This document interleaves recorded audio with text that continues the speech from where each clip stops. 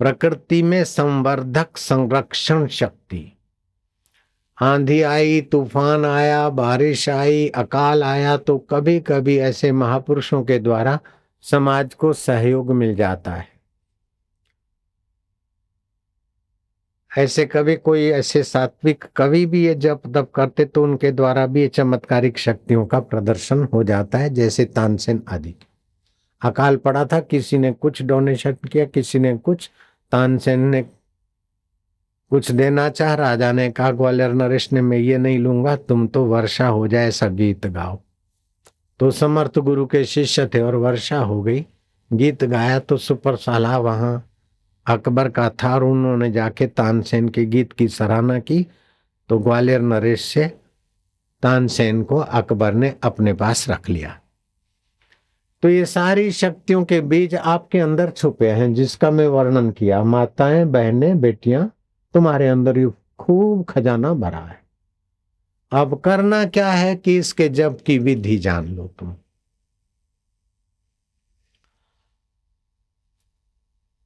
ये जप 4 प्रकार से होता है। मैं बोला, आपने बोला, सबने सुना। इसको बोलते वैखरी उच्चारण। हरि ओम, ओम ओम, राम राम, शिव शिव। ये वैखरी उच्चारण, इससे पाप नाशिनी ऊर्जा पैदा होती। हरि ओम, इससे कार्य साफल्य शक्ति का विकास होता है। और हमने उच्चारण लंबा किया। ओ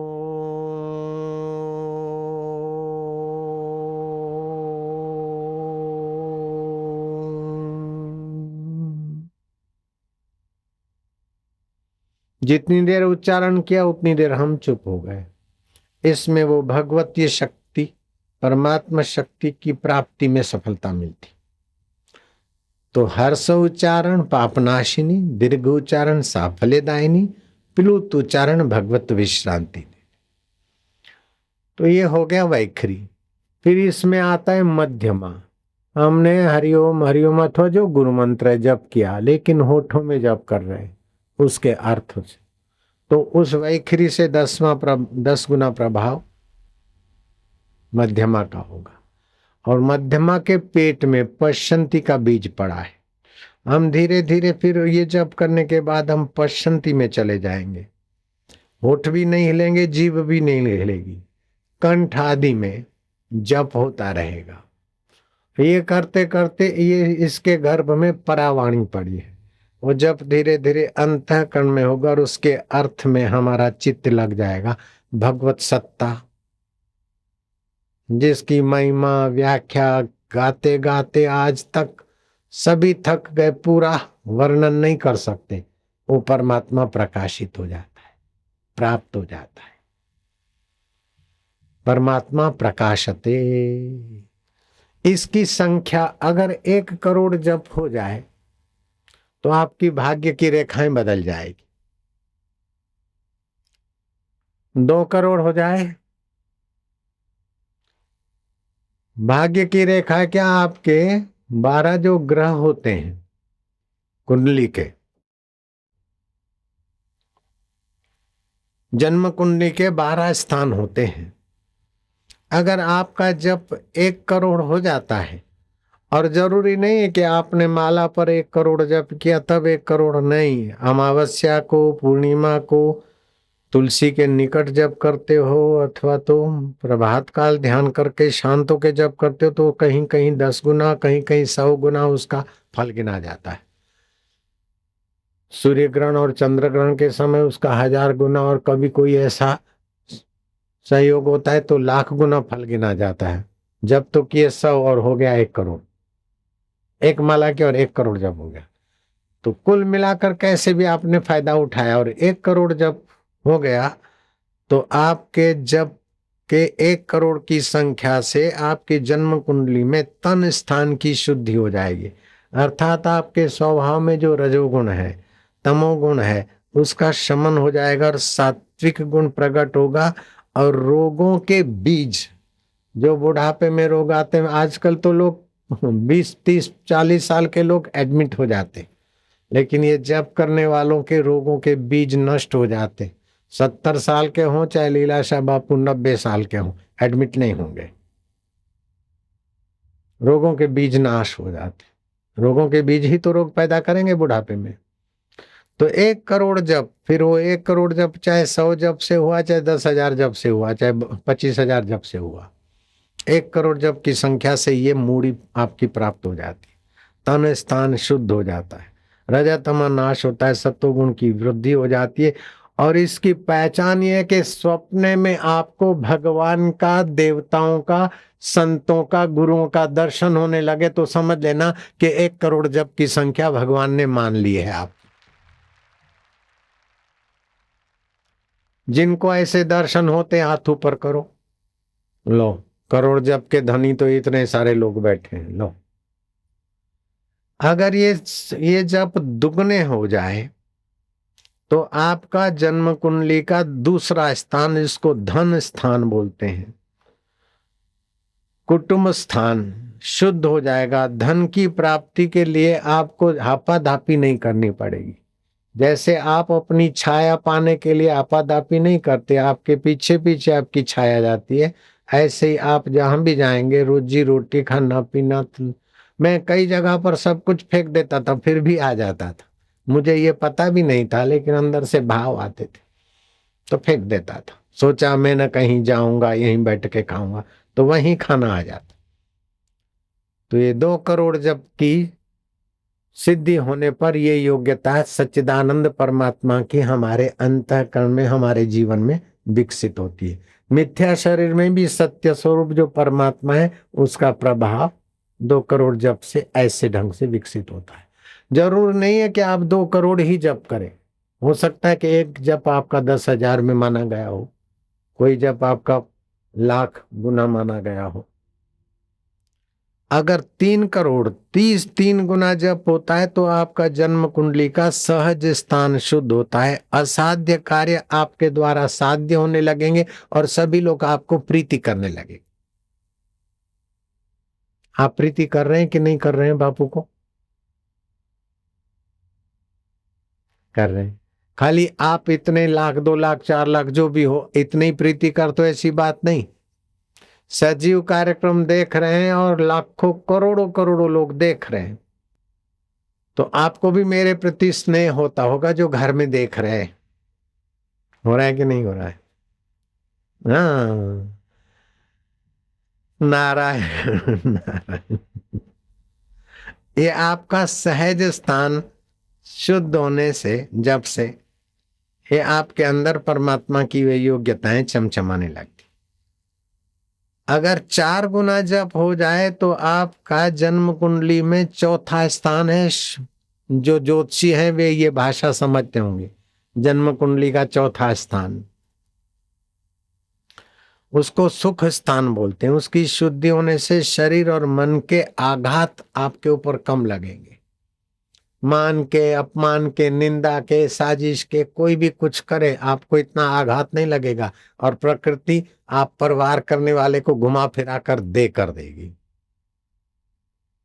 इसीलिए नानक जी ने जो कहा है बिल्कुल सच्ची बात है। संत का निंदक महा हत्यारा, संत का निंदक परमेश्वर मारा, संत के निंदक की पूजे न आश, नानक संत का निंदक सदा निराश। संत का निंदक बघड़ रूप हो जाए, संत के निंदक को मिले सजाए। नानक संत भावेता ले उबा। अगर वो सुधर जाता और संत के शरण आता है तो संत फिर उसको अपनी कृपा से उद्धार भी कर लेते। तो ये 4 गुना जप करने से ये योग्यताएं आपकी संतत्व की विकसित हो जाती है। आघात आपको नहीं लगेंगे, आपको आघात लगाने वाले को ही लौटकर किसी प्रकार से प्रकृति का प्रकोप मिल जाता है। ऐसे तो कईयों के जीवन में मैंने देखा, जिन्होंने संतों के लिए कुप्रचार किया या सताया या संत के देवी कार्य में बाधा डाली, उनको फिर खूब खूब दुख सहना पड़ा, मुसीबतें झेलनी पड़ी। और जो संत के देवी कार्य में लगे उनको खूब सहयोग मिला और उनकी बिगड़ी बाजियां जीत लिए और उनके बुझे दिए जग गए और उनके सूखे बाग लहराने लगे। ऐसे तो यहाँ भी हजारों लाखों लोग होंगे जिन्होंने दीक्षा लिया और देवी कार्य में थोड़ा भी सहयोग किया है, तन मन धन आदि से उनको लाभ हुआ है। तो हाथ ऊपर करो, लो गिन लो कितने हजार हैं, कितने लाख हैं। अगर 5 गुना जप हो जाए तो पुत्र स्थान शुद्ध हो जाता है, विद्या स्थान शुद्ध हो जाता है। अर्थात आप ज्यादा पढ़े लिखे नहीं है, फिर भी आपकी वाणी और विद्वता ऐसी होगी कि बड़े बड़े विद्वान नतमस्तक हो जाए। ये भी आप देख रहे हैं यहाँ। हम ज्यादा पढ़े लिखे नहीं है, आपको पता ही है, और बड़े बड़े विद्वान आप लोग बैठे हैं और आप हृदय पूर्वक नतमस्तक भी हो जाते। ये भगवान की सच्चिदानंद की वो इतने जप करने से वो शक्ति आपके अंदर विकसित हो सकती। अपुत्रवान को आप पुत्र दे सकते। सूरत की शिविर में, अहमदाबाद की शिविर में 3 बार कोई आते हैं और डॉक्टर बोलते संतान नहीं होगी, किसी कीमत में नहीं होगी। उनके यहाँ 3-3 संतानें खेल रही है। ये कई लोगों के जीवन में आपने हमने देखा होगा। ये ईश्वर की शक्ति वहां अपना अद्भुत कार्य दिखा देती है। अगर 6 गुना जप हो गया तो आपका शत्रु स्थान शुद्ध हो जाता है। जन्म कुंडली का आपसे कोई शत्रुता करेगा तो आपको तकलीफ नहीं पड़ेगी, जो शत्रुता करेगा उसी को लौट कर जाएगा। आपसे जो द्वेष करेगा, आपकी जो निंदा करेगा, आपकी जो बुराई सोचेगा करेगा, उसका ऐसी मति गति प्रकृति कर देगी कि उसको ही मुसीबत में कहराना पड़ेगा। आप सदा मौज में रहेंगे।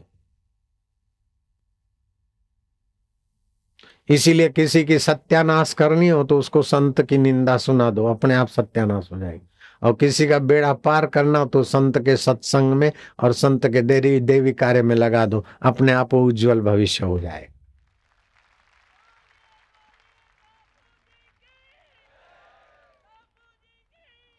शांति।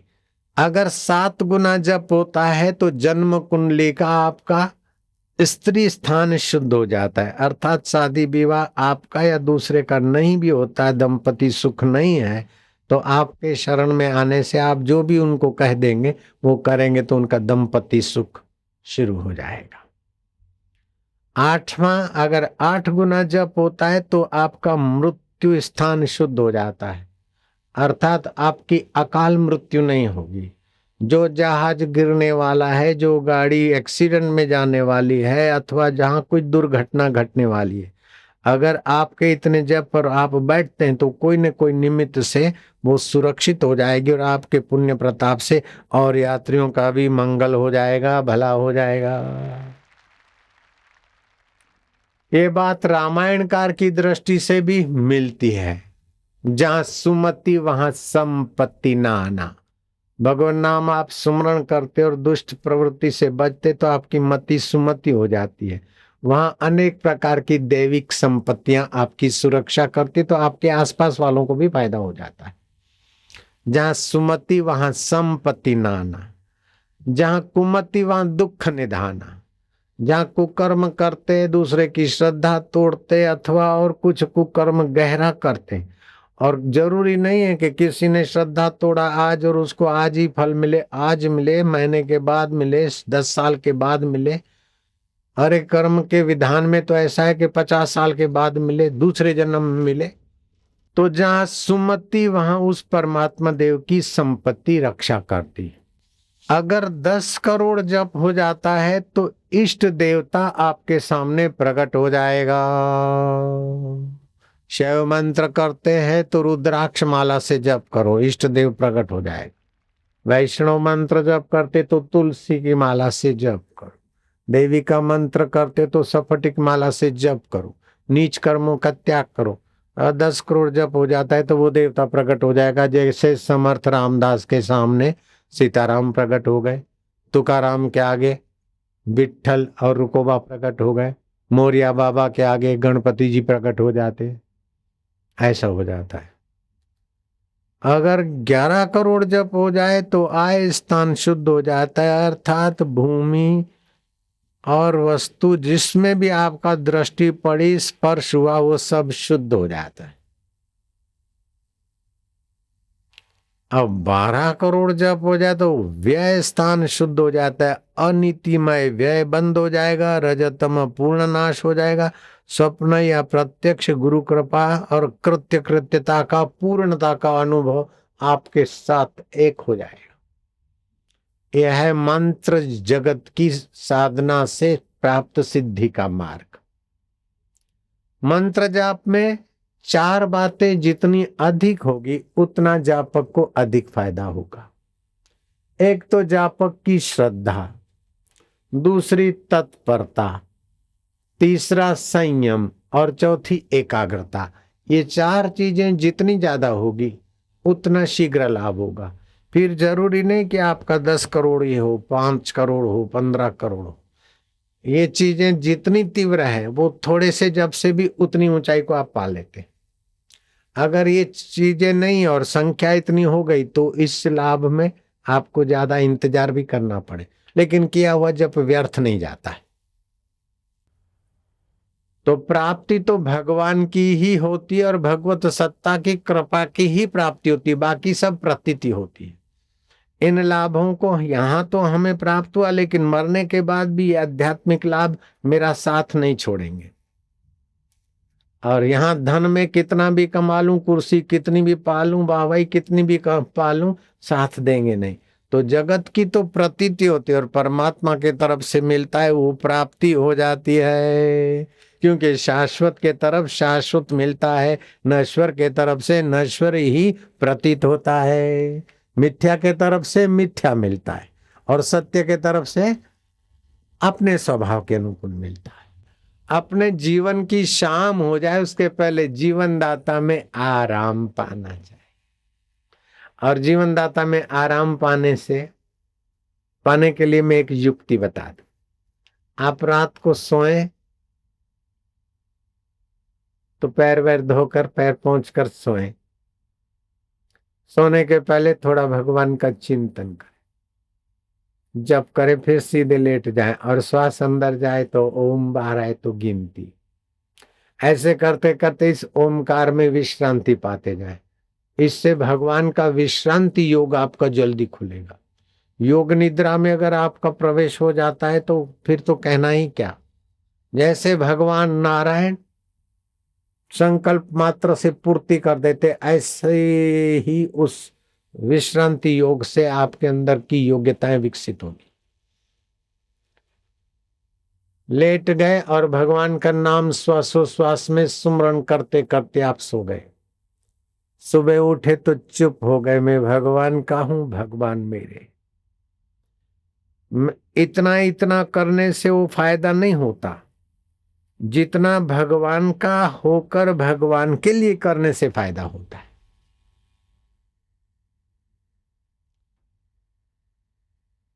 कई माताएं बहनों के जीवन में होता है कि हम तो संसारी है, मैंने तो ये गलतियां की, मैंने ये पाप किया, मैं ये दुख भोग रही हूं, मेरे पाप का फल है। दुख आना बड़ी बात नहीं, सुख आना बड़ी बात नहीं है, ये तो प्रकृति में है। लेकिन मैं पापी हूं, मैं धर्मात्मा हूं, मैं बुरा हूं, मैं भला हूं, इस झंझट में पड़ो ही मत। ये तो प्रकृति में है, मिथ्या में है, और मैं सत्य स्वरूप रब का हूं और रब मेरे हैं। माताएं बहुत लाभ होगा, देवियां जल्दी कल्याण होगा और पाप बाप से माफी हो जाएगी। पाप से, चिंताओं से, मुसीबत से माफी हो जाएगी। क्या करे मेरे कर्म का फल है इसलिए बेटा ऐसा है, क्या करे मेरे गलतियों का फल भुगत रही हूं, क्या करूं, मन मेरा लगता ही नहीं। मन लगे चाहे न लगे, बाहर में जाओ। बेटा कहना माने चाहे न माने, हरी इच्छा। मैं भगवान की हूं, भगवान मेरा है, संसार स्वप्न है, जिसको दिखता है वो मेरा रब अपना है। कोई मित्र आया तो खुश हो गए, शत्रु गए आया तो दुखी हो गए। तो हम कितने पराधीन हो गए। जो सदा शाश्वत है उसका तो आदर नहीं करते, और कुछ चीज मिली तो खुश हो गए, कुछ बिछड़ी तो दुखी हो गए। इस सुख दुख में हम अपने रब का और अपने जीवन का अनादर क्यों करें भैया। कोई आता है तो वाह वाह, आए उसको एक सलाम, जाता है उसको 100 सलाम, ठीक है समय बचेगा। कभी नहीं आता है तो 1000 सलाम, वाह वाह, अपने रब में बैठेंगे। ऐसा कभी न सोचना कि बापूजी प्रसिद्ध हुए तो मैं प्रसिद्ध हो जाऊं, ये झंझट मोल मत लेना। मेरे को ऐसा मिल जाए, ऐसा हो जाए, ऐसा हो जाए, नहीं, जो मिला मिलाया है उसमें विश्रांति पाने लग जाओ।